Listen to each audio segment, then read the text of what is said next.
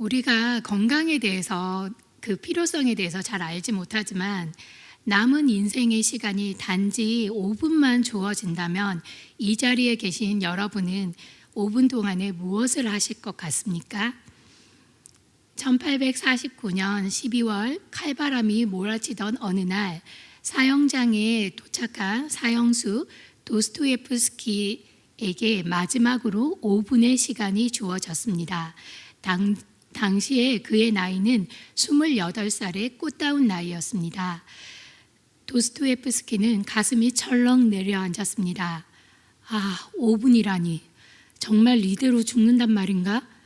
심호흡을 한번 하자 마음이 조금 진정된 그는 자신을 알고 있는 모든 이들에게 작별 기도를 하는데 2분의 시간을 사용했습니다. 그리고 28년간 살게 해주신 하나님께 감사하고 곁에 있는 다른 사형수들에게 한마디씩 작별 인사를 하는데 2분을 또 사용했습니다. 이제 마지막 1분이 남았습니다. 그의 눈앞에 너무나 아름다운 자연이 들어왔습니다. 이토록 아름다운 생을 난 그동안 왜 그렇게 허무하게 낭비했을까? 다시 한번 인생을 살 수만 있다면. 그리고 눈물을 흘렸습니다. 그런데 그 순간 기적이 일어났습니다. 멈추시오. 사형 집행을 멈추시오를 외치며 사형을 면하고 유배형에 처한다는 황제의 칙령을 가져오는 병사가 형장으로 달려왔습니다. 구사일생으로 풀려난 도스토예프스키는 그 후에 사형 집행 직전에 주어졌던 그 5분 동안의 시간을 생각하며 하루하루를 마지막 순간처럼 소중하게 여기며 인생에 깊이 있는 작품을 많이 남겼습니다. 시편 107편도 도스토예프스키처럼 극한의 고통인 바벨론 포로 생활 속에서 부르짖는 공동체를 여호와 하나님께서 구원해 주신 은혜에 감사하고 찬양하는 시로 이루어져 있습니다. 특별히 오늘 본문이 속한 시편 107편의 전반부인 1절에서 32절까지에서는 여호와의 인자하심과 인생에게 행하신 기적으로 말미암아 여호와를 찬송할지로다라는 후렴구의 반복을 단위로 4개의 연으로 이루어져 있는데 전반부의 구조는 다음과 같습니다. 먼저 서론으로 1절에서 3절까지에서는 예배로의 초대가 나옵니다. 속량받은 자는 여호와의 인자하심에 감사하라. 4절에서 9절까지의 1년은 광야 길에서 건짐받았음을 감사하라. 10에서 16절의 2년은 감옥에서 건짐받았음을 감사하라. 17에서 22절의 3년은 질병에서 건짐받았음을 감사하라. 23에서 32절의 4년은 풍랑이 있는 바다에서 건짐받았음을 감사하라 라고 말입니다. 이 4개의 연은 인생에서 우리가 한 번쯤은 겪어볼 만한 사연 4가지를 제시하고 있는데 각 연을 각각의 고통을 경험한 패널로 본다면 본 107편은 고통이라는 보편성 아래 각각의 사연의 당사자가 서로의 고통을 듣고 공감하는 따뜻한 분위기의 구조로 이루어져 있다고 할 수 있습니다. 이러한 따뜻한 시선으로 오늘 우리는 4개의 특별한 사연 가운데 첫 번째 사연을 포함하고 있는 우리가 읽은 본문을 만나보려고 합니다. 시인은 먼저 사연을 소개하기 전에 1에서 3절까지 해서 여호와의 영원한 선하심과 인자하심을 감사하며 찬양하고 있습니다. 본 107편을 이끌어가는 핵심 키워드인 여호와의 인자하심, 헤세드는 6절에 근심으로 표현되고 13절에 환난으로 표현되고 19절과 28절에 고통으로 표현되는 대적의 손에서 죽어가는 그분의 백성을 건지시고 동서남부 사방을 각 지방에 흩어진 백성을 한 곳으로 모으시는 구원을 이루어냅니다. 시편 앞편인 106편의 끝부분에서 백성들은 흩어진 여러 나라들에서 우리를 모아주십시오라고 간절하게 기도하고 있는데 이제 그들의 기도가 107편에서 응답되었습니다. 여기에서 특별히 모으다라는 단어는 주님께서 포로로 잡혀간 이스라엘 백성들을 다시 약속의 땅으로 데려오는 구원의 행위를 묘사할 때 주로 사용됩니다. 주님의 헤세드 덕분에 이스라엘 백성은 바벨론 포로로 흩어져 살다가 다시 약속의 땅으로 돌아오는 속량을 얻게 되었습니다. 이에 시인은 그들 자신이 받은 속량의 은혜에 증거하고 감사하기를 권면하고 있습니다. 그리고 드디어 이제 우리는 첫 번째 사연인 4절에서 9절로 다가가고 있습니다. 사연 속의 이스라엘 백성은 평균 40~50도의 불볕더위가 내리쬐이는 광야 사막에서 거주할 성읍을 찾지 못하고 방황하다가 허기져서 배는 가죽에 붙었고 목은 타들어가서 죽기 직전의 고통 가운데 놓여 있습니다. 광야 사막은 불볕더위로 인해 평균 낮 기온이 40~50도 되는 모래로만 끝없이 이어지는 곳으로 사람의 발자국도 금방 모래로 덮여서 흔적이 지워지기에 그곳을 지나는 대다수의 사람들은 길을 잃었습니다. 이 사막에서 사람이 살아남을 수 있는 유일한 방법은 사람이 거주하여 마실 물과 먹을 양식이 있는 거할 성, 즉 오아시스를 발견하는 것인데 이스라엘 백성은 이 오아시스를 발견하지 못해 줄이고 목마름이 지나쳐서 그 영혼이 피곤할 지경에 이르렀습니다. 첫 출애굽 백성과 바벨론에서 돌아오는 백성들은 모두 광야에서 배고픔과 목마름으로 생기를 잃고 목숨이 시들어 가고 있었습니다. 사방 어디를 봐도 길이 보이지 않는 바로 그때 이스라엘 백성은 하나님을 향해 부르짖기 시작합니다. 이대로 있다가는 자기 자신도 어린 자녀들도 연로한 부모님도 모두 말라 죽을 지경에 다다르자 그들은 필사적으로 하나님을 향해 피눈물을 흘리며 울부짖습니다. 처음에는 살려달라고만 외쳤습니다.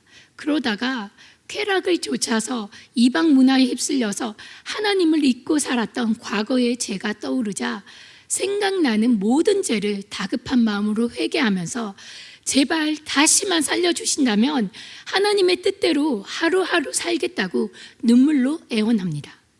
하나님을 향하여 회개함으로 부르짖는 그 순간 여호와 하나님은 이스라엘을 고통에서 건져서 안식처로 갈 수 있는 바른 길을 보이시고 사람이 사는 곳으로 인도하십니다. 바로 오아시스이죠. 길이 없는 길에서 그들은 생명의 길을 찾았습니다. 이스라엘 백성들은 그들의 광야 사막에서의 구원 경험을 두 번째 출애굽으로 믿고 이 기적을 베푸신 여호와 하나님의 인자하심에 감사 찬양을 올려드리면서 예루살렘으로 다시 힘찬 발걸음을 옮깁니다. 그들은 다시는 광야 사막에서 방황하는 고통을 경험하고 싶지 않아서 남은 길은 오직 하나님 한 분만을 향해서 방향에 초점을 맞추고 하나님의 인도하신 대로 그저 순종하여 순례의 길을 걸어갑니다. 광야에서 물과 양식에 끊어진 순례자들은 오직 주님의 인자하심만을 사모하였으며 주님은 애타게 사모하는 그들에게 가장 좋은 것으로 채워주셨습니다. 여기에 모인 우리 성도님들도 고통의 막다른 골목에 다다르신 경험이 한 번쯤은 있으실 것입니다. 아직 인생을 많이 살지 못했지만 저 역시 25살 때 단지 어리고 여자라는 이유만으로 유일한 제 삶의 터전이었던 원룸의 전셋값을 한 푼도 받지 못하고 쫓겨날 상황에 놓인 적이 있었습니다. 이치에 밝은 어머니가 일찍 돌아가신 후 연로하신 아버지는 법률 쪽으로 문외한이셨기 때문에 집 계약부터 계약을 만료하고 이사하는 모든 과정을 저는 21살 때부터 스스로 감당했습니다. 그렇게 4년의 시간이 흘러서 원룸 계약이 만료되어서 나가려는 저에게 원룸의 주인은 자신들이 이미 상당수의 가압류를 당하고 현금도 거의 없고 원룸이 낡아서 새로 들어올 사람이 없으니 전셋값을 못 주겠다고 버티었습니다. 사방 어디를 봐도 아무도 저를 도와줄 사람이 없자 저는 그제서야 인간관계와 저의 스펙 관리에 집중하느라고 하나님과 상관없이 형식적으로 신앙생활을 살아온 인생이 후회가 되었고 하나님을 향해 마음이 갈급해졌습니다. 원룸 근처에 제가 주일 예배에 출석하는 교회가 있었는데 그곳 기도실에 매일 새벽 2시에 가서 3시간씩 눈물 콧물을 쏟으면서 기도를 했습니다. 다들 그 경험을 한 번쯤은 해보셨을 것입니다. 처음에는 하나님만이 저를 살려주실 수 있으니 제발 도와달라고 갑질하는 집주인을 진짜 슈퍼갑인 우리 하나님께서 혼쭐을 내달라고 저의 마음을 구했습니다. 그러다가 하나님 앞에 늘 저의 목표와 제 소원만을 이루어 달라고 기도했던 자각이 들었습니다. 세상 만물의 주인이신 하나님께서 제 고통을 해결해 주시기를 원하면서도 정작 저는 제 인생의 주인으로 하나님을 받아들이지 않고 그저 제 목표를 이루기 위한 요술지팡이 정도로만 하나님을 생각하고 살아왔음이 자각되자 하나님께 너무 죄송한 마음이 들었습니다. 생각나는 대로 저의 모든 죄를 회개하고 이제는 하나님의 뜻대로 내 인생을 살고 싶다는 기도를 드렸습니다. 그렇게 기도의 내용이 바뀐 지 일주일쯤 되었을 때 저는 직장 지인으로부터 우연히 법률구조공단에서 무료로 법률 상담도 해주고 소액 재판 절차와 구비해야 될 서류도 알려준다는 것을 듣게 되었고 그곳에 도움을 받았습니다. 그 후 5개월의 시간이 걸리긴 했지만 저는 결국 전세금을 전액을 받고 그 원룸에서 무사히 나올 수 있었습니다. 이 일은 비록 저에게 벼랑 끝에 몰리는 고통의 스크래치를 주었지만 머릿속으로만 알고 있던 하나님의 전지전능하심을 삶의 현장에서 구체적으로 경험하는 계기가 되었고 이후에 저의 하루하루는 하나님 앞에서 시작되고 마무리되었습니다. 고통 아래 있는 우리에게 하나님이 주신 선물은 무엇입니까? 진짜 선물은 구원받은 기적 그 자체가 아니라 구원과 더불어 이후에 주신 생명입니다. 그래서 우리가 하나님을 향하여 올려드릴 진정한 감사는 그저 고맙다는 말 한마디가 아니라 선물로 받은 생명을 하나님의 뜻대로 가치 있게 하루하루 살아내는 것입니다. 도스토예프스키가 사형 집행장에서 극적으로 구원받은 그날 황제로부터 선물 받은 것이 무엇인지 아십니까? 바로 신약 성경입니다. 화면에 보이는 이 성경이 실제로 그 당시에 도스토예프스키에게 러시아 황제가 선물해 준 신약 성경이었습니다. 독실한 크리스찬이었던 황제는 새파랗게 어린 도스토예프스키가 세상의 유토피아 사상 일부에만 심취해서 그것에만 인생을 허비하면서 살아가기보다 성경의 복음 속에서 인생의 본질을 발견하고 더 가치 있는 인생을 살아가기 위해서 그 성경책을 주었겠지요. 실제로 도스토예프스키는 사형 사면 직후 5년간의 시베리아 유배 기간 동안 열광적으로 신약 성경을 매일 읽으면서 하나님과 화해하고 자신의 의지를 버리고 예수 그리스도에게 복종하는 삶을 결단했습니다. 그는 유배지에서 풀려난 직후 자신의 부인에게 보낸 편지에 저는 이 세상의 구세주보다 더 아름다운 존재는 없다고 믿습니다. 만일 진리가 그리스도와 함께하지 않는다면 저는 진리 대신 그리스도를 따르렵니다. 라고 고백했습니다. 그리고 그는 그때의 체험을 가슴속 깊이 담아두었다가 24년 뒤 문학의 언어로 풀어냈습니다.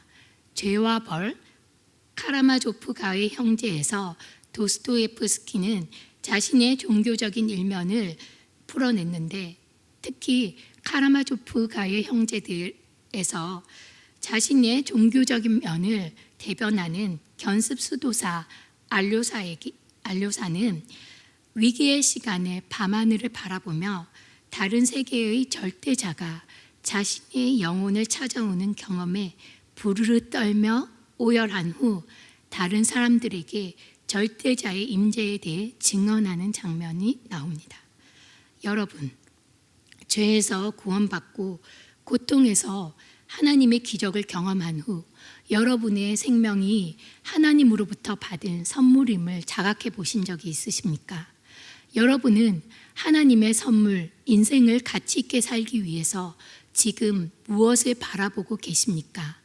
도스토예프스키 한 사람이 예수 그리스도에게 미치자 그의 많은 문학 작품에서 복음의 메시지가 나타나서 많은 사람들에게 복음의 문을 두드렸습니다.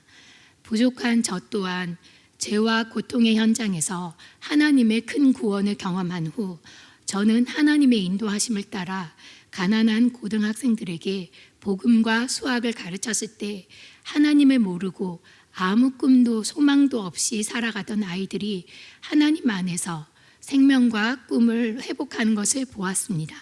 얼마 전에 저에게 연락 온 친구가 좋은 학교를 가지는 못했어요. 간호전문대학교를 갔는데 그 친구가 연락이 와서 지금도 저에게 계속해서 연락이 와서 하는 말이, 선생님 덕분에 그래도 제가 공부를 해야 되겠다는 생각을 했고, 그렇게 해서 간호대학교를 간 덕분에 이제는 부모님을 위해서 제가 곧 취업을 할 수 있게 되었다고.